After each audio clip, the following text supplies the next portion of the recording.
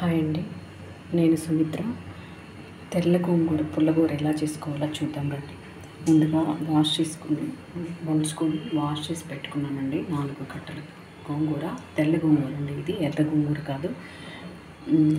ఇది పుల్లగూర చేసుకుంటున్నాను. కుక్కర్లోకి అయితే వేసుకున్నాం.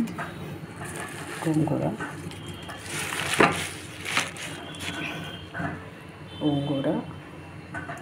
టమాటాలు మీడియం సైజ్ టమాటాలు 3 తీసుకున్నాను, కట్ చేసుకొని ఉంచుకున్నాను.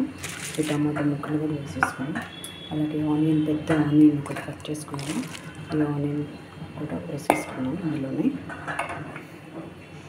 అలాగే మిర్చి, చింతపండు కావాలండి. ఇది గోంగూర పులుపు ఉండదు, తెల్ల గోంగూర కదా, అందుకని పుల్లగా ఉండదు. సో దానికి చింతపండు వేసుకుంటున్నాను. ఒక చిన్న నిమ్మకాయ సైజ్ అంత చింతపండు.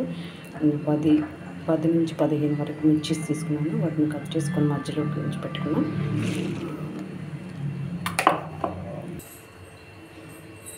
ఇందులోని పసుపు కూడా కొంచెం వేసుకొని మిగిలిన గోంగూరను కూడా అందులో వేసేసుకొని మూత పెట్టుకొని 1 విజిల్ వచ్చేంత వరకు ఉడికించుకున్నాను.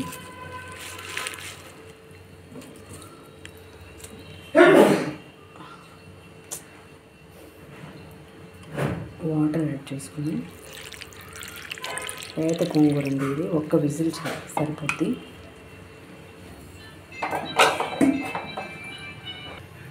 స్టవ్ మీద పెట్టి 1 విజిల్ వచ్చేంత వరకు ఉడికించుకున్నాము గోంగూర.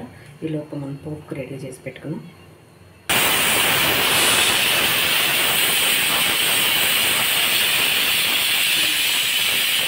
అయిన తర్వాత దీన్ని కొంచెం పప్పు గుత్తి తీసుకొని దాన్ని ఎనిపేసుకొని పోపు వేసుకుందాం.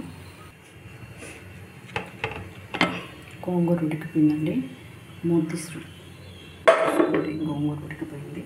ఇప్పుడు దీన్ని పప్పు గుత్తి ఎనుపుకొని వేసుకొని, ఇందులో పప్పు గుత్తి వేసుకొని మెత్తగా ఎనిపేసుకొని పోపు వేసుకున్నాం.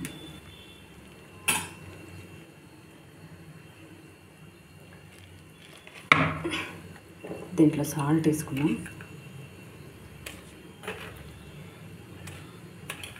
సరిపోతుంది చూసుకొని వేసుకున్నాం.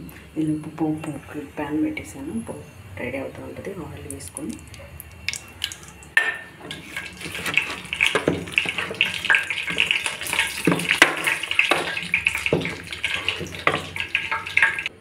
దీన్ని వెనిపేసుకొని ఇలా ఒక బౌల్లో ట్రాన్స్ఫర్ చేసుకున్నాము.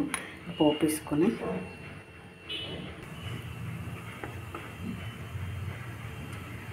ఆయిల్ హీట్ ఎక్కింది. ఇందులోకి ఆవాలు, జీలకర్ర, పప్పు, పసలిపప్పు, ఎండుమిర్చి తీసుకున్నాను. ఇలా వేసేసుకొని పోపు వేగిన తర్వాత పోపు వేసుకొని, వేగిన పోపు కూరలో వేసుకోవడమే. అంతే అండి, సింపుల్. ఈ గోంగూర బాగుంటుంది. తెల్ల గోంగూర పుల్లకూర బాగుంటుంది అన్నమాట.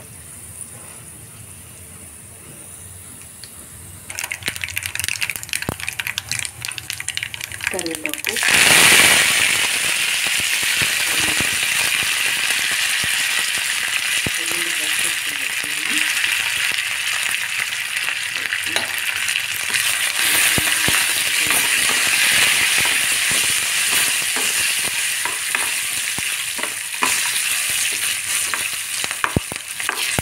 తీసుకుని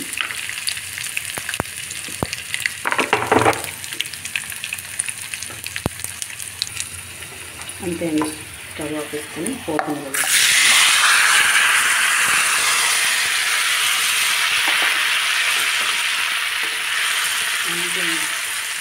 సింపుల్ అని టేస్టీ తెల్ల గోంగూర కూడా ట్రై చేసి చూడండి. వీడియో నచ్చితే, వీడియో సగంలోనే స్కిప్ చేసి వెళ్ళిపోతున్నారండి.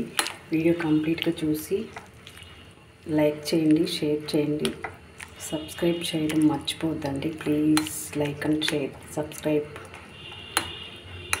Okay, bye.